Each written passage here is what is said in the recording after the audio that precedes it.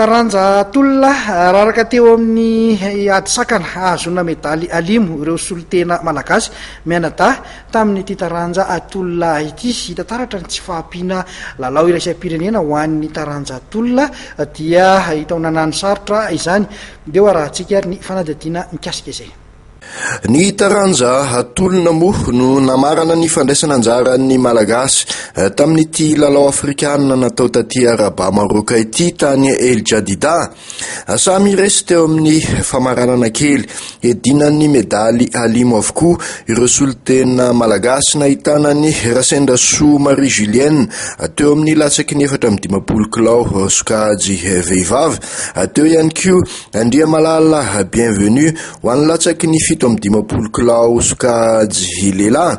Teo amin'ny ampaifadalana moa dia resin'ilay Egyptiana Ebrahim Aman i Julie Marie teo amin'ity taranja tolona ity ka tsy maintsy nanao ny repêchage.